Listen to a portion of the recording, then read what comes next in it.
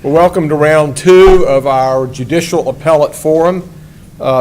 We seem to have accomplished a task that will make this cordial in that I do not believe anyone up here is running against each other. That's true. And that was not anything we planned. We, of course, did invite every candidate, and we invited everyone who was able to be here in his or her schedule to be with us. So we have one half of each of the four races for the Supreme Court. So, and we're delighted to have you with us here at Campbell. We take great pride in playing an important role in the civic life of this city and this state.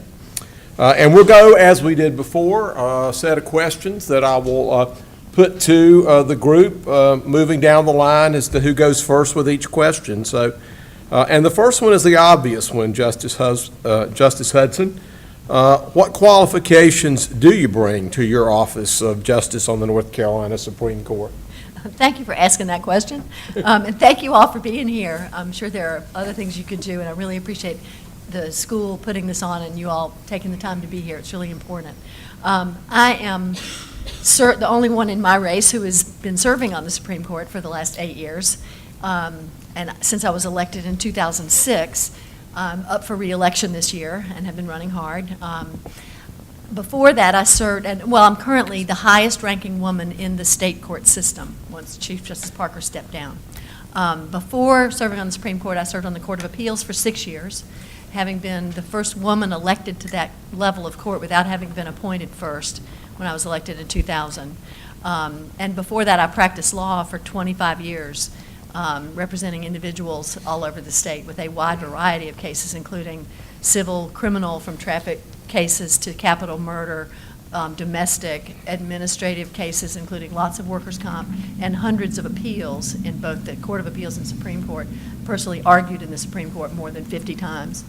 So I've had extensive experience in all levels of court, state and federal, as well as in the appellate courts. And in that 38 years, of experience, I've accumulated a whole lot of experience with a lot of different kinds of cases, and I can't think of a better way to put those 38 years to good, constructive use than to continue to help trying to solve the most complex and difficult legal problems that face the state of North Carolina by serving on the state Supreme Court.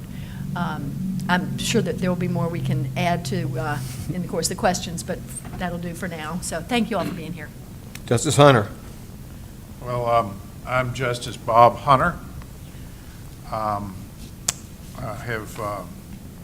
the only candidate in my race that's currently serving on the North Carolina Supreme Court. I like my opponent. I'm sorry he can't be here tonight, but he's doing a great job on the Court of Appeals, and I hope he stays there.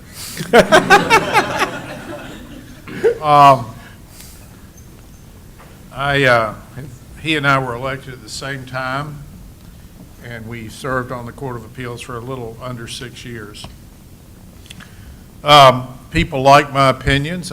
They get favorable reviews from plaintiffs and defendants. I've been endorsed by both the trial lawyers and the defense lawyers.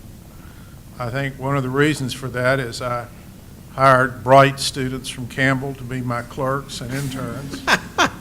And, I have absolutely no shame in pandering whatever group I'm in front of. Can we get that in writing? Sure.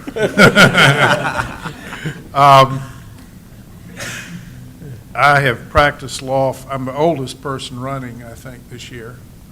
And I have practiced law for 35 years before I was elected to the Supreme Court. I had 5 or 6 cases in the U.S. Supreme Court. I only lost one. I had a bunch of cases at the Court of Appeals, appellate, mostly in high-profile, dramatic voting or public interest litigation. I was the public administrator in Guilford County doing a lot of estates. I've probably closed a gazillion loans and done a lot of real estate work. I've done a lot of different things. I was a FINRA securities arbitrator. I brought class actions. I've done a lot of things in a broad practice area. So I'm experienced.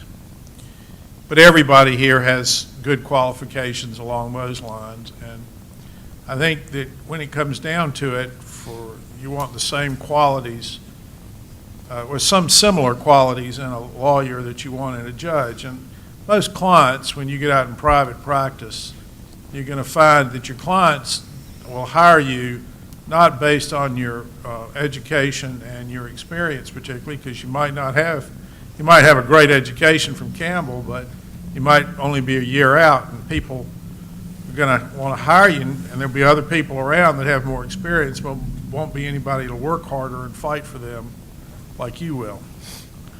And so I hung out my shingle and started fighting for people down on Martin Street here, a little ways down, and I've been doing that for 35 years. As a judge, I think you want people who are experienced and qualified and really care about the people and are fair to people that appear before you. I think those are the most important qualifications, and I'm sure some of my more inflammatory views will come out a little bit later. Chief Justice. Well, I too want to thank Campbell Law School for providing this opportunity for the candidates to share their qualifications and experiences for these important offices. And also want to thank each of you for spending time tonight to be with us. The Chief Justice leads the Supreme Court and supervises the administration of justice. So let's first go to lead the Supreme Court. The Chief Justice needs to be a seasoned member of the court. How can you lead any organization, whether it's a law school, a business, or a nonprofit concern, if you haven't worked at that agency or employer or done something comparable? Well, the core function of the Supreme Court is producing appellate decisions. And so the leader of the court needs to be someone who is experienced in that process. So as new members join the court, the chief can help the new members learn how to adjust to the court, learn how the collaborative process that's used to draft appellate decisions, learn the mandatory and discretionary dockets of the court and how that process is administered. Many of the customs and practices of the court are unwritten, and these are largely learned by new members over time. So where does that leave us? Well, we've never had a person elected as Chief Justice in our entire history as a state who did not first serve on the Supreme Court. And I'm the only candidate in this race who has served on the Supreme Court, and I've done so for nearly 16 years. I'm the only candidate in this race who has authored an appellate decision, and I've authored over 400. I'm the only candidate in this race that has served as an appellate judge. I've served nearly 20 years on the Court of Appeals and on the Supreme Court, and have participated in 1,000 appellate determinations. And I think that's why every organization that has made an endorsement in this election has endorsed my candidacy. And I think that's why 5 former Chief Justices of both political parties, very politically diverse group, have all endorsed my candidacy for Chief Justice. So now let's talk a moment about supervising the administration of justice. I am told that I am the first Chief Justice candidate in history to promulgate a plan to strengthen our courts. And I have utilized the election year and will moving forward to try to elicit comment and suggestion to help us put the plan in final and then to go carry it out. And this plan will provide for us to apply innovation to strengthen our courts, to pursue a multidisciplinary process to ensure adequate funding for our court system, to incorporate improved use of technology, including installation of e-filing in our county courthouses. We can be a leader again. In 1996, we were the first state Supreme Court in the entire country to have e-filing at our state Supreme Court. It was so impressive that the clerk from the U.S. Supreme Court came down to take a look. And now we've fallen behind other states in ensuring that this e-filing technology is in our county courthouses. And we can and will do better. Finally, I favor improved mental health resources for individuals and families that are working through our court system and find themselves in a time of crisis. And I believe our court system should adopt as much technology as possible to ensure openness and transparency of court operations. So I think on both elements, leading the Supreme Court and also supervising the administration of justice, that I'm the best qualified candidate for this office. Mr. Robinson. Thank you, Dean, and if you'll allow me a moment of personal privilege before I get to this, I want to share with those assembled an anecdote. In 1981, when I was a first-year lawyer and an associate at a rather large firm, I was working under a health fanatic, a senior associate who loved to run, and he roped 5 other associates into running in a contest here in Raleigh in what was then a team 10K, and the rule was that you had to be physically attached to all members of the team. All 6 of you had to be physically attached by some apparatus. Well, the morning of the race came, and one of the associates pulled up lame, and I don't know what the excuse was, but in any event, we ended up with 5 runners, and we had to have 6. And as we were driving down, the senior associate said, "Not to worry, I have a friend in Raleigh who loves to run. He's not in great shape, but he'll come to our aid at the last moment." And so we arrived at the dean's house at 7 o'clock in the morning and said, "Oh, buddy, oh, pal, we know you haven't been training much, but we need you to be a team member and run with us."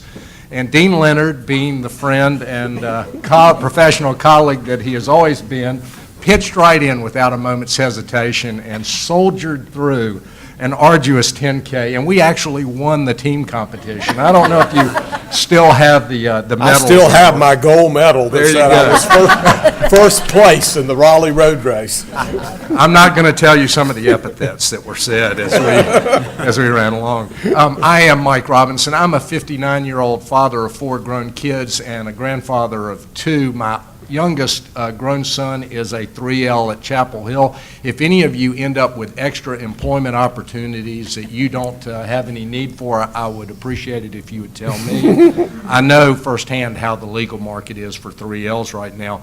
I have been a business litigator and a business attorney in Winston-Salem for 34 years. I'm a lifelong resident of North Carolina, have been a community volunteer and leader. I'm an elected state bar counselor.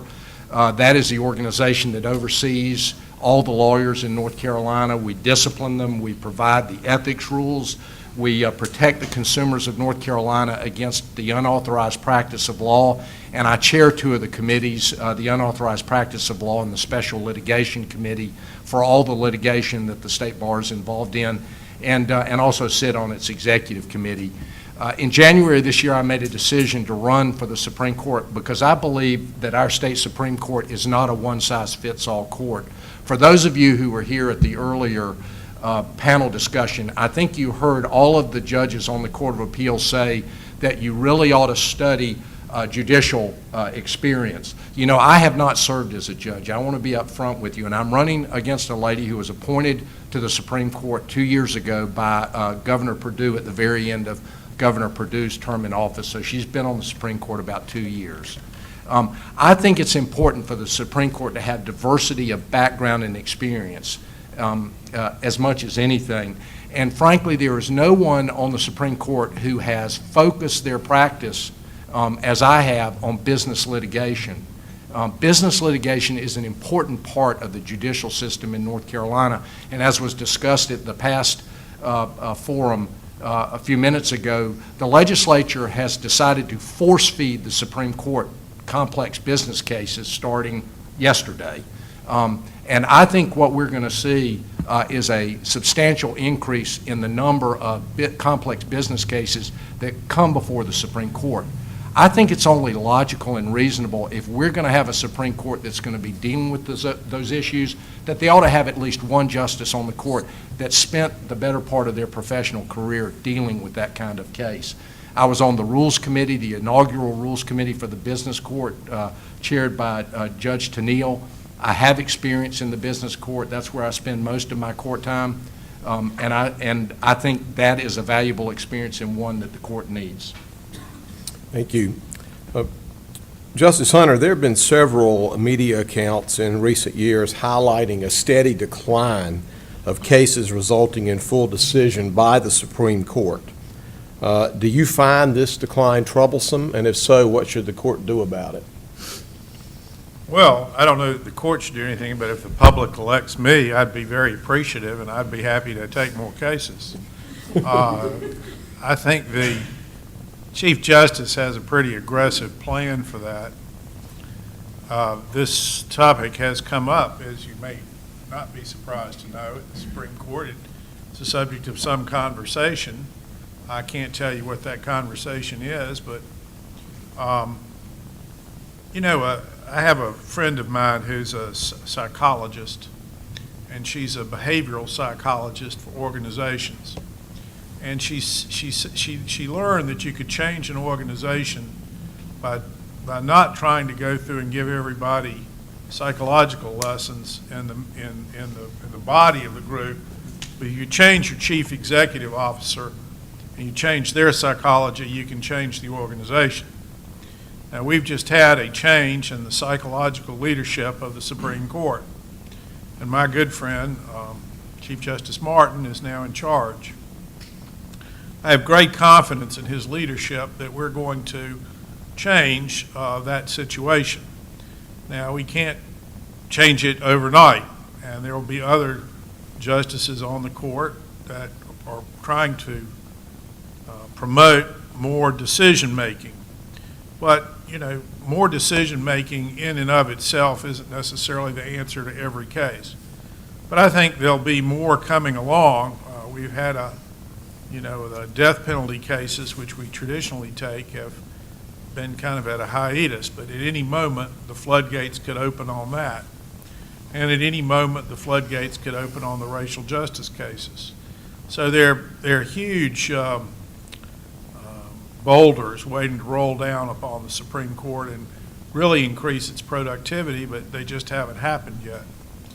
But with the business court changes and the constitutional law changes, I think you're going to see a lot more cases coming out of our court. And, there are troublemakers on the court now that might want to take a few cases that the old folks haven't taken yet. So the more senior judges haven't taken yet. But it's a very collegial group, and we're aware that we read the paper, and I think we're going to take more cases and come to more decisions about things. I've come from the Court of Appeals where I'm used to writing a lot of cases. So I'm looking forward to working with my colleagues and increasing the output of wisdom we give to young law students to read. Chief Justice? Well, I agree. There were a number of factors that combined to decrease the caseload that came to the court on the mandatory jurisdiction side. You will recall that when there is a dissenting opinion in the Court of Appeals, there's an automatic right of appeal to the Supreme Court. Well, several of the Court of Appeals judges who generated the largest number of dissenting opinions left the court. So all of a sudden, we had fewer appeals coming to the court via dissenting opinions. The first year I was on the court, 1999, we had a number of fully briefed and argued capital cases. I think this year we've been lucky to have one or two. And so there's been a decrease in the number of cases that used to come to us automatically. And so we're developing strategies to expand our discretionary docket and also to incorporate some of the features that Judge Stroud shared earlier. The Court of Appeals has a staff to help with certain matters that come before the court so that justices can spend more time hearing fully briefed and argued cases and contribute to the jurisprudence. But we're not just going to hear more cases for the sake of hearing more cases. The Supreme Court exists to ensure that cases that have significant public interest, cases that are important to our law, to our jurisprudence are heard, and to ensure that lower court cases are consistent with the common law of our state. And I think our court should focus on those cases, and that's what I intend to do. Mr. Robinson. Thank you. Let me first correct something I said a moment ago. As chair of the Special Litigation Committee, I don't oversee all of the litigation by the State Bar. You would be surprised how many cases the State Bar is a party in, but just matters that are put under my control or over which I'm involved in.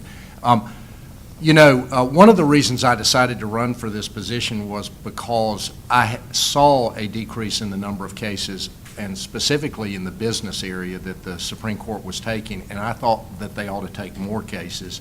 I've said publicly before that over the last several years, as I have supported justices or had them come to our office to seek support for their elections, I've always asked them, I've asked each of them, why do you not grant more petitions for discretionary review? And the answer has almost routinely been, it takes 3 votes to grant a petition for discretionary review, and I'm only one person. And I understand that, but there are 7 justices on the Supreme Court, and it only takes 3 votes. And I think they ought to be taking more business court cases and more business cases in general. And I have been counsel to parties who have petitioned the Supreme Court for discretionary review, only to have those petitions denied. And they were cases I respectfully suggest should have been looked at by the Supreme Court and decided. That said, reasonable minds can differ about that subject, and I am delighted that my colleague and friend Mark Martin is now the Chief Justice, and I believe that you will see an increase in the number of cases being considered, fully briefed and decided by the Supreme Court, and I think that's a good thing for the citizens of the state of North Carolina, and I hope to be a part of that process. Justice Hudson. Yes, as I recall, the question, it was, should we be concerned about the Right. decline in numbers? And my answer generally is yes and no. We basically get our cases in 3 different ways. We get them by cases that automatically come to us, like death penalty cases and utilities cases, and now the cases from the business court will be coming. We get them when there's a dissenting opinion from the Court of Appeals, as some others mentioned, and we get them by way of discretionary, petitions for discretionary review. There have been in the last 10 years reasons for pretty significant declines in the pipeline in all 3 of those ways that the cases come to us. In the death penalty cases, 20 years ago, there were dozens of cases coming to the Supreme Court every year automatically for review on appeal of death penalty cases. In the last 10 years, because of some changes in the law, prosecutors no longer were required to seek the death penalty when there's an aggravator, and life without parole became an option. So there has been a dramatic decline in the number of death sentences sought and the number of death sentences handed down. I know in 2012 there were 0 in North Carolina. So they've gone from dozens every year to 1 or 2 maybe each year. That used to be almost half of the caseload. So that's one significant decline. In the direct jurisdiction, as I think Chief Justice Martin pointed out, some personnel changes on the Court of Appeals have greatly decreased the number of dissenting opinions. My first year on the Supreme Court, probably 1/3 of our cases came by way of dissenting opinions from the Court of Appeals.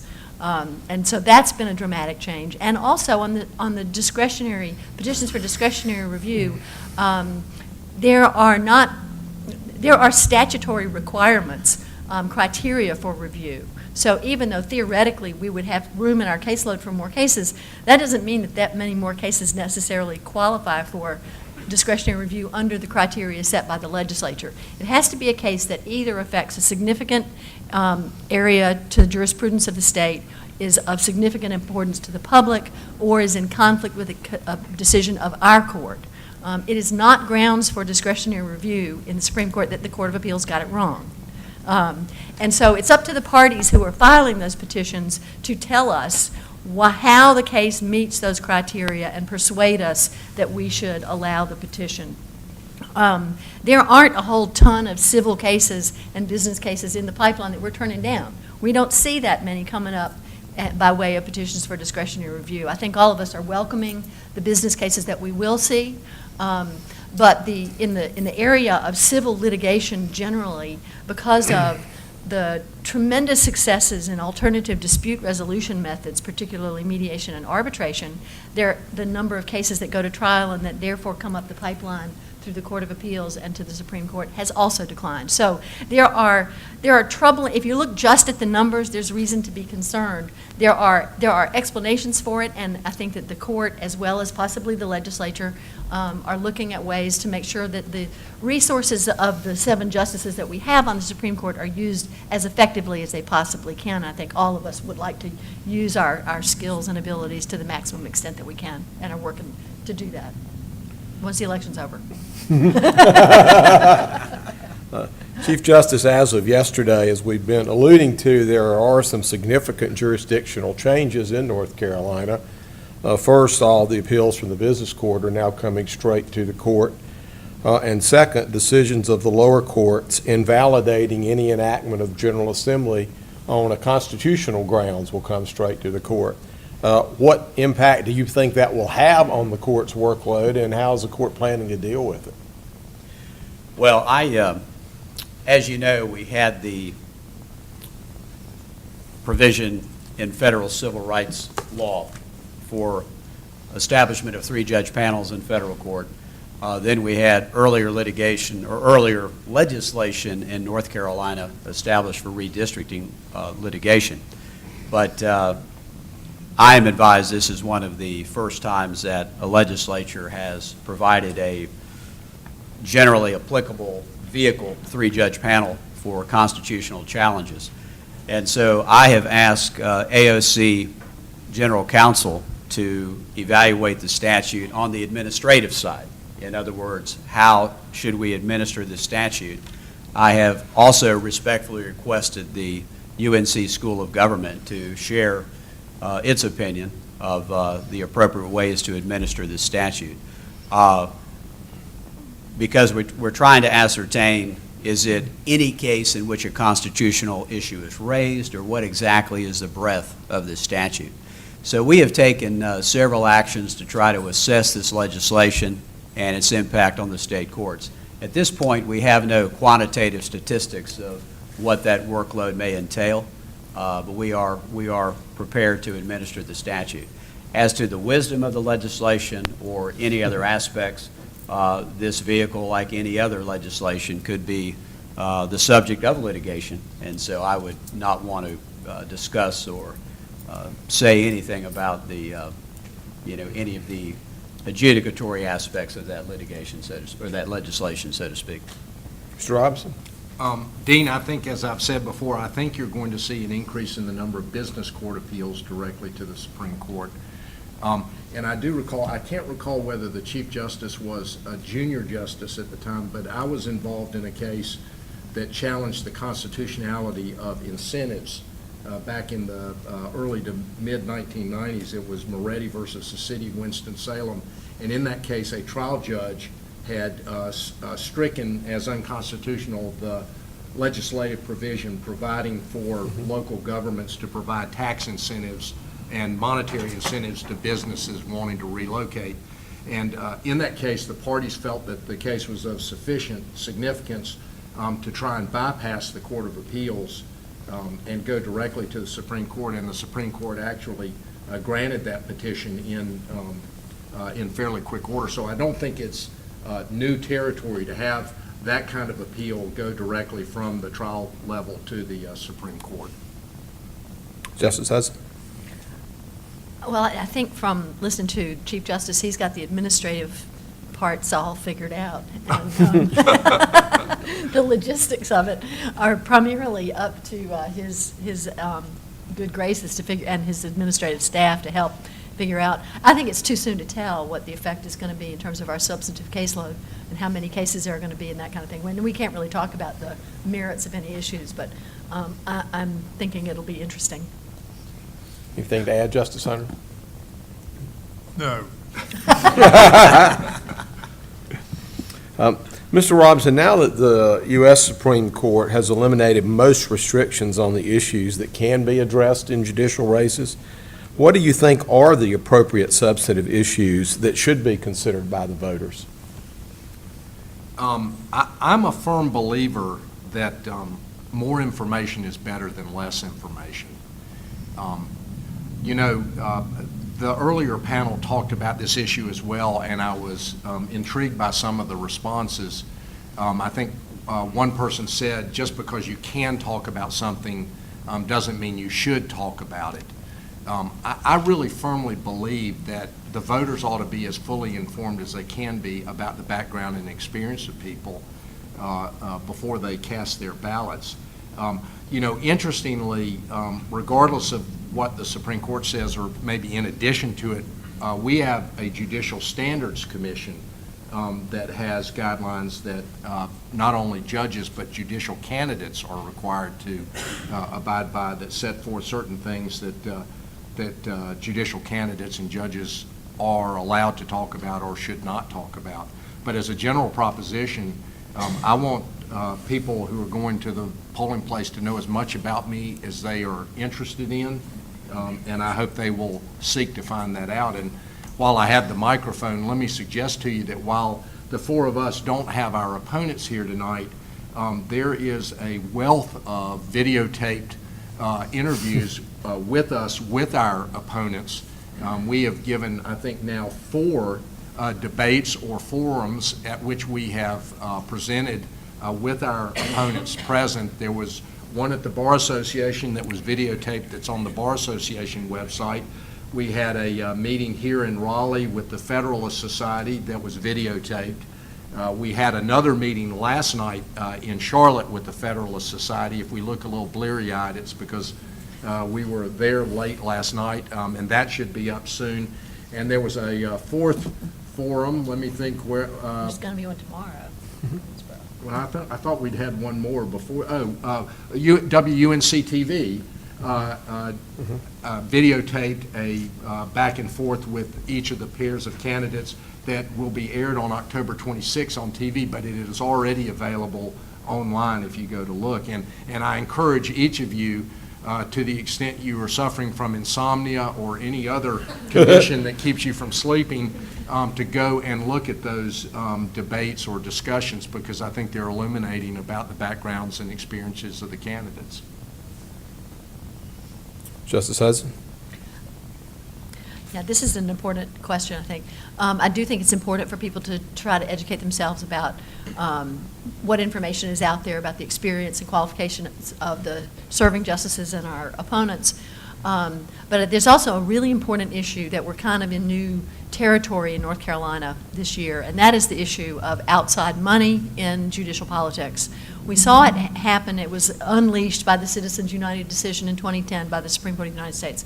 We saw it happen in North Carolina for the first time in 2012 in the one race for the Supreme Court that happened that year. It was $2 or $3 million was spent on television. And we saw it in the primary. One of the Court of Appeals candidates mentioned the primary, and anybody who has a television probably saw those horrible ads that they ran attacking me because of a distortion of my record.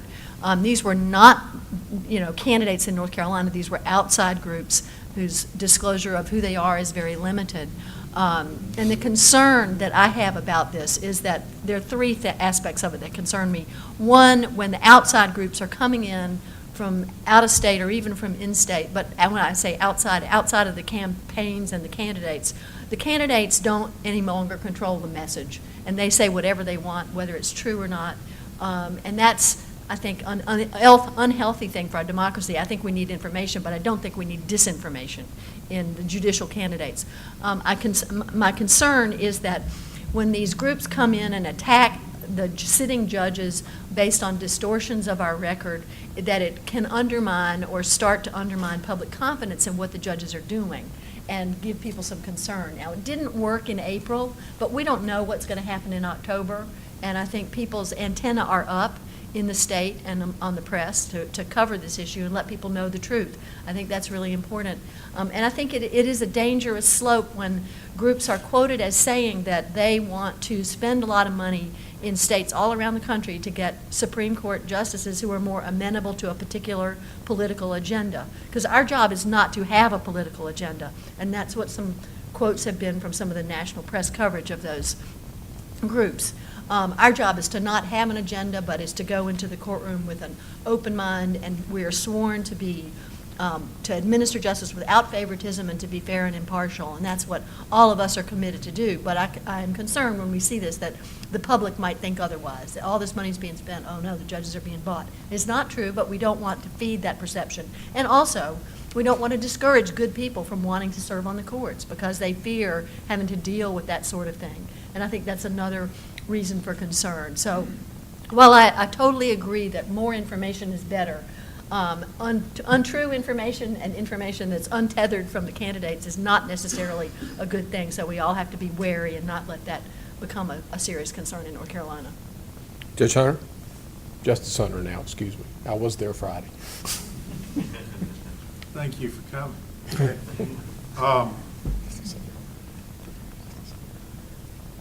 Unlike the other people running for office this time, I'm a campaign finance, election law veteran. It was my national practice to do this. And I have taught the law of democracy at Wake Forest and at Elon, and would be prepared for the right sum of money to teach it elsewhere.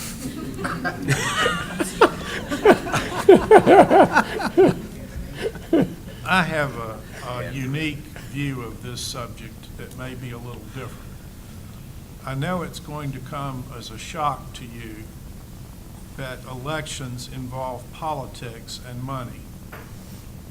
And it's not just limited to judges, but it's limited to all of our elections. The fact that some county commissioner gets $400,000 from the land developers when they're running for office is not a coincidence. And I don't think the people are particularly fooled by that. And the fact that people who decry this money question, by and large, don't have the money going their way. And it goes back and forth between the two political parties. I once represented Ariana Huffington and her husband in a lawsuit out in Los Angeles. And Ariana had just run through 30 million. He refused to take any contributions. And he got $30 million of his own money and spent it on his political campaign. And we were involved in a very hot recount against Senator Dianne Feinstein out in Los Angeles. And there was this press conference, and this very charming young journalism student looked at Ariana one day and said something like, "Mrs. Huffington, don't you find it piggish or, wrong of you to spend $30 million of your husband's money trying to get him elected to the United States Senate, and when you could have given that money to the hungry and the poor?" And I thought it was a pretty good question. It is a logical question you would ask. Particularly if you don't have $30 million to spend. And I can think of a lot of things I'd rather do than give $30 million of my own money to my campaign. If I had $30 million, I don't know that I'd be campaigning. But Ariana looked at her with this just withering look and said, "Young lady, it may not have occurred to you, but we live in a democracy. And in a democracy, people have the right to go into the marketplace of ideas and advocate for their ideas." And I think that's true. Now, I happen to have a, dog in the fight for the U.S. Senate this time. And I think everybody on this panel does, and maybe you do in this room. I don't like the fact that 30 or 60 or $100 million of money from groups are going to be spent. But I don't hear a lot of whining about that race and the dark money or the money that's coming in from those races. This is a societal problem and not just for the judges. Now, the thing I don't like about the attacks on Justice Hudson, which I agree were unfair, and I have told everybody that wants to listen, if somebody attacks Jimmy unfairly, I'm going to speak out about it because I don't want to see that happen. He's my friend and I like him. The thing that troubled me most about the attacks on Justice Hudson is not that she was attacked and that they were unfair, although I didn't like that. But the problem is that they attacked her for a judicial opinion that she wrote that was a fair, it was within the bounds of what judges ought to be doing. And it has the effect of intimidating the intellectual curiosity of judges and the solutions and the inventiveness with which they approach legal problems. If you think you're going to be attacked for freeing an innocent man or freeing a person who doesn't, where the evidence has not brought about a reasonable doubt, or do these things, it might cost you your job, or some group like Mothers Against Drunk Driving, or Court Watch, or some group is going to attack you for exercising your intelligence and your training and your judicial temperament, and you go to do that, which is what I think Justice Hudson did in that opinion. I think that is very troubling for the judicial system, because it makes judges a lot more timid, and it makes them reluctant to do things that justice would cause them to do. And so I agree that the ad was wrong. We're not going to be able to do anything about money, no matter who's elected and who's not. People are using that for fundraising, and I understand all that, and I acknowledge it. But I think everybody has a right to say what the heck they want to in the marketplace of ideas. Chief Justice. Well, the first point that I'd like to make is that judges have a distinguishable function in our tripartite system of government. So in other words, for non-judicial elections, whether they be legislative or executive branch elections, we want candidates to share a political platform, and we hope that, at least on a good day, when they get in office, they will actually follow through on the promises that they made. And we want that process to take place. Judges have a distinguishable function in our system of government. And that function is to take an oath to uphold the Constitution and the law, and to fairly and impartially apply that law to the cases that come before the court. And that's why, when you look at the states, you see that 22 states have direct election for the Supreme Court, or the highest court in that jurisdiction. 16 use some variation of the Missouri plan, and the final 12 use in a few, you have election of state Supreme Court justices by the legislature. In other states within that 12, you have a variant of an appointive system that does not include input from the electorate. So a state does not have to elect judges. And so when you decide to have an appointive system, in light of the very distinguishable function of the judiciary, you largely avoid this issue. But when you decide to have an election, and in this state, you have 7 members of the Supreme Court and 15 members of the Court of Appeals that have statewide elections. And you can look around the country. For instance, Illinois and Kentucky, they carve up districts. So their Supreme Court justices do not require the same level of resources that are used here in North Carolina. Now, I think according to the latest filings, I think Justice Hudson's candidate committee has probably raised the most money, but then also you have to consider that Justice Hudson had a primary election, which is a very expensive undertaking.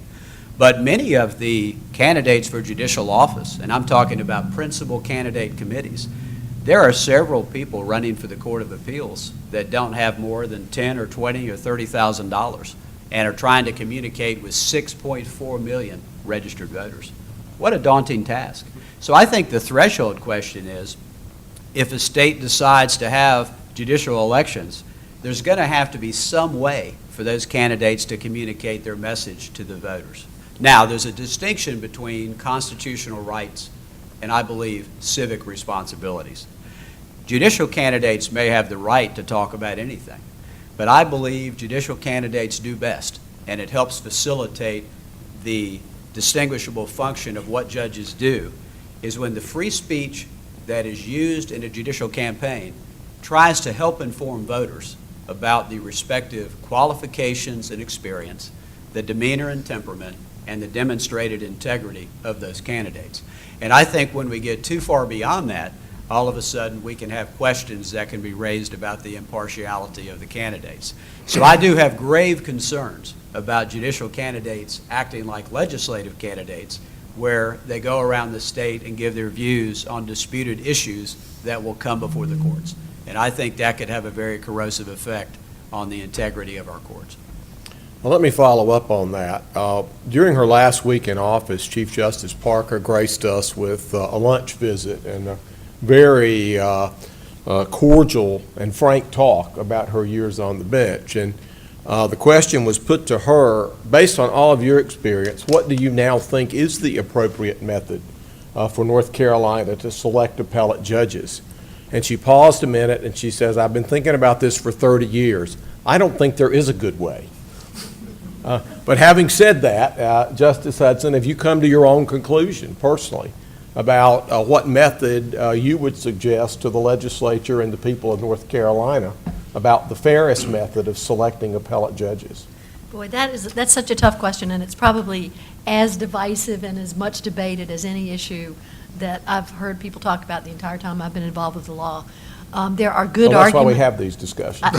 I mean, there are good arguments in favor of elections. There are some good arguments in favor of appointments. There are better arguments maybe in favor of some hybrid that includes retention elections, so that the voters get to participate, but you don't have this free-for-all where you have opponents. That might be preferable.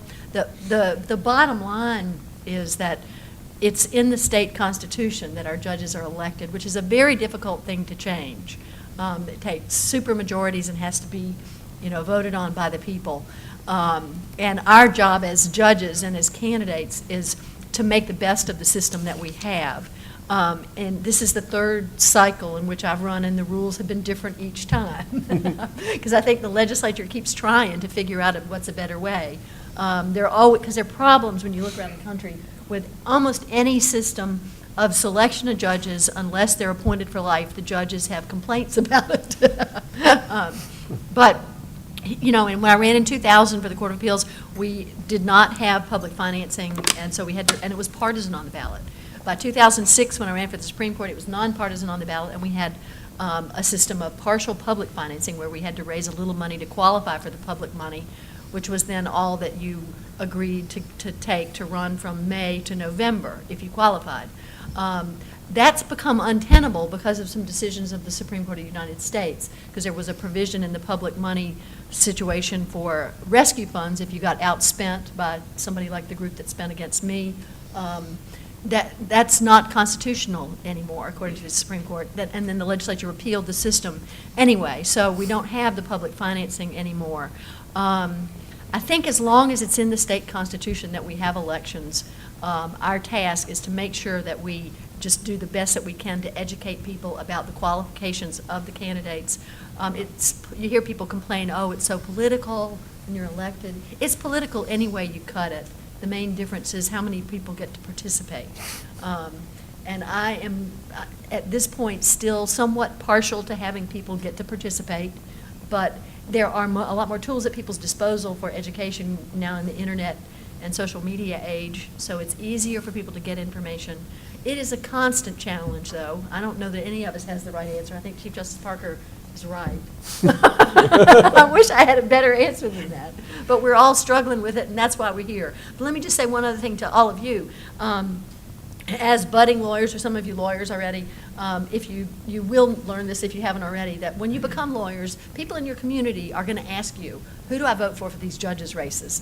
They do all over the state and all over the country. When you're a lawyer or you work in the courthouse, you're going to be the ones that people ask. And so it is incumbent on you, as of now, to make sure that you always educate yourselves about the judges running around the state in your local community as well as statewide, so that when people ask you that, you have a good answer. Justice Hunter, I know this is an issue you've thought about and written about. I'm getting ready to publish something after the election in the North Carolina Law Reviews, North Carolina, on this subject. In other parts of the world, we had a group from Singapore that came to the Ola Law School. They were all law students in Singapore, and when they got out of law school, they each got an $80,000 a year job, an apartment, and went to work for big law firms. We're having trouble hearing. I'm sorry. I think they heard that. Then but then they're the judgeship track people, And in Europe and in other places, people in law school choose whether they want to be a solicitor, a barrister, or a judge. I think there's some wisdom to begin training people earlier to be judges. I think that there's a certain logic to that, I think. But I don't know, in law school, you don't really know what you want to be. I think a system which we talked about is kind of an Arizona hybrid, I think we could adopt without going to changing the Constitution, is that if there's an open seat, that's competed for in one election, and after that person is elected for an 8-year term, after that they run for retention elections. And I think that they would have to be, those seats would have to be publicly financed in some way so that people are not put out to become life insurance salesmen during the campaign and dial for dollars all the time. And I think that that makes the most practical sense to me, to give the people a chance to change the system if they want to. And then if someone lost a retention election, the governor would appoint somebody for 2 years or so until the people had a chance to have an open contest on it. I think that kind of makes the most sense. There are a lot of other proposals, but I think all of those necessarily involve big money, and I don't like any of the other proposals. I think if the legislature elected or confirmed judges, that would turn into a money thing. I think if the governor appointed, that has some definite flaws, even though I've just been appointed by the governor. But I think if he appointed everybody all the time, I think that would, I'm not sure that the federal system works. The reason we have election of judges is because the writers of the 1868 Constitution didn't want to have another Dred Scott decision. And, so I think that something along those lines would do it. I don't think that as a practical matter that's going to happen, but I'm a very hopeful person. Chief Justice.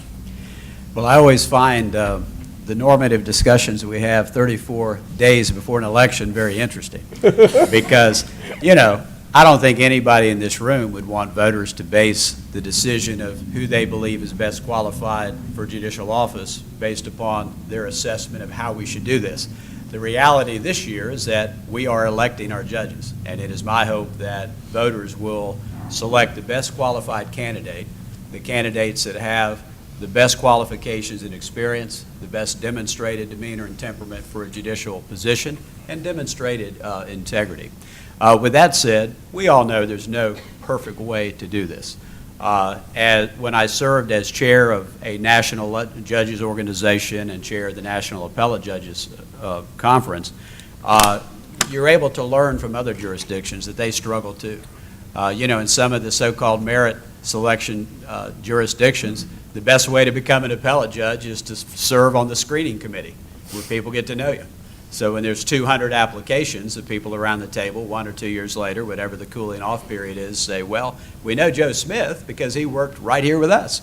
So, there's challenges in every jurisdiction. And appointive systems, there's always issues about whether it's, big donors that have the favor with the appointing authority, many times the governor. So I think the key is that let's lessen our cynicism for a moment and talk about some of the good things we do here in this state. A voter guide will be mailed to all 6.4 million registered voters. And I am so encouraged when I go to the polling place and I see a lot of voters with that guide with them. I was in Charlotte yesterday and stopped for a cup of coffee. And a young lady looked at me and she said, "Are you Mark Martin?" And I said, "I am so impressed. How would you know that?" And she said, "Well, I just received my voter guide." I think she had accessed it online. And she said, I had learned about the candidates and already had a preliminary voting decision. And it's so neat to meet one of the candidates in person. So there's a lot of other innovation we can use to enhance this process. But I know most of the individuals here are law students or professors or attorneys. You know, as attorneys and judges, we're guardians of the rule of law, and we can do a lot to help voters better understand why judicial elections to work successfully. When they do not work is when there is apathy and indifference. And we can help make sure voters learn about these elections. We can use social media, we can use email, we can use other technologies to ensure as many people as possible feel like they're able to make informed decisions on this topic. Mr. Robinson. Thank you, Dean. You know, I didn't build the sandbox, I just get to play in it, and as a first-time candidate for office, I'm fine with the elective system. You know, I've seen judges appointed, and I frankly wish that Justice Hudson had shared with you tonight what she said to the group last night about her decision to originally run for office, because she considered trying to be appointed and got counsel that essentially, and I apologize if I misstate, you'll never be appointed because you haven't been active politically. You're not on the inside of the political track. And so your best chance to serve the citizens of North Carolina on the appellate courts is to run for election. Well, it should be no surprise to you, I haven't been politically active either.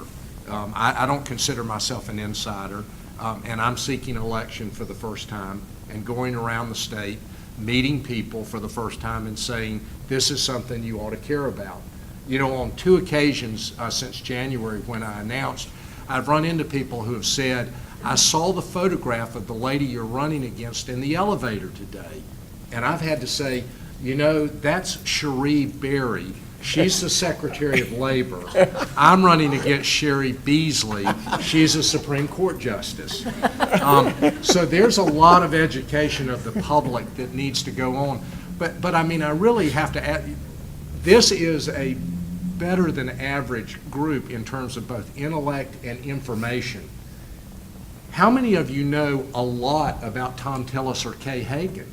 You know, the fact of the matter is the judicial elections are going to be decided by the same people who are deciding a senatorial campaign, and they're not going to have a whole lot of information. They're going to make up their minds, and they're going to vote based on limited information. Now, it may be a lot more than we're able to put out there, but it's force-fed to them in a way that many would claim is not appropriate. And I don't think we're immune from that system either. So I'm happy to be a candidate. I'm honored to be a candidate. And I'm going to work as hard as I can to get to as many voters as I can to tell them about my campaign.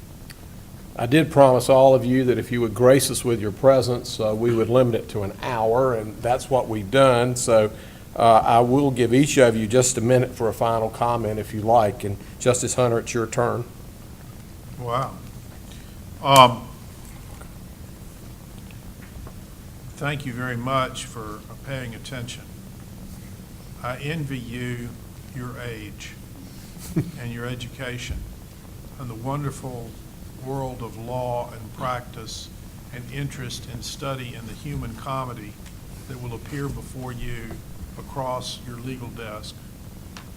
I wish I could venture into the world that you will be exploring and the tales you will tell and the stories you will have about this great practice of law that we share.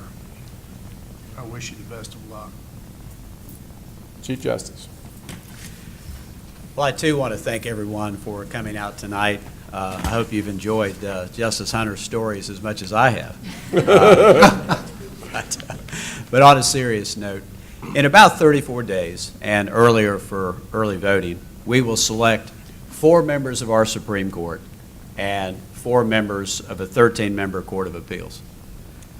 These judicial officers will serve the longest terms of office in our state under Article 4 of the North Carolina State Constitution, 8 years. Have you given much thought to what you'll be doing in the year 2022? In other words, we have 4 judges, appellate court judges, and 4 Supreme Court justices that will be elected pretty soon. And they will serve for a long time, and they will have a dramatic impact upon our quality of life, our jurisprudence, and virtually every question that comes before society. And so I would just encourage all of us to join together and try to educate as many people as we can about the respective qualifications and experience and integrity and demeanor and temperament of these judicial candidates. These are important elections, and thank you for spending your time tonight to learn more about the candidates. Thank you. Mr. Robinson. Unlike my opponent and unlike the other justices here, I have not had the opportunity to serve on the Supreme Court, so I'm at somewhat of a disadvantage. You can't go to the advance sheets or the Brown Book Law or the Green Book Law and read my opinions. But I have had the blessing of serving on the State Bar Council, as I mentioned a while ago, and there are 63 lawyers from around the state who are elected by their colleagues to serve in that capacity. And I encourage you, to the extent you're interested, to talk to the other people on the State Bar Council who have had an occasion to serve with me, about my qualifications, and about my temperament and work ethic, because that's what I am most proud of, frankly. The final thing I'd like to say is, last Friday, an email was sent out by my opponent to, I think, all the members of the bar in North Carolina, referring to me as someone who is going to carry the water for special interests on the Supreme Court. And she used that statement as a vehicle to try and raise money for her campaign. And I just want to be clear on the record that I take an oath, if I am successful in winning this election, to be fair and impartial and to apply the law as I understand it. And I intend to honor that oath, and my integrity is not for sale. Thank you for being here tonight. Justice Hudson. Yeah, thank you for all being here and staying through and listening to all of this. I really appreciate your attentiveness. I've neglected to mention earlier that I also have a broad base of endorsements from groups and individuals, bipartisan across the state, both from the primary and currently. I hope that you will all take the time to educate yourselves about the candidates in all of these races, and to inform your families and communities about what you've learned. And we don't know whether there's going to be outside spending coming in October. I hope there isn't, for the sake of our judiciary, at least not the kind that we saw in the spring. But if there is, I hope that you and the rest of the North Carolina voters will do like they did in the spring and send the message that our courts are not for sale, because that's really important. And I wish you all the best with your new profession that you're embarking upon. You're going to have a great adventure. And thank you so very much for all that you're doing. I think I would probably speak for everybody, would say that I ask for your support and your vote. Thank you. And thank you all on behalf of Campbell. We appreciate you being here. I personally do so always appreciate the intellectual ability and the integrity and the candor of those of you who seek these high offices in our state. It serves us all well. And join me in thanking these candidates for joining us tonight.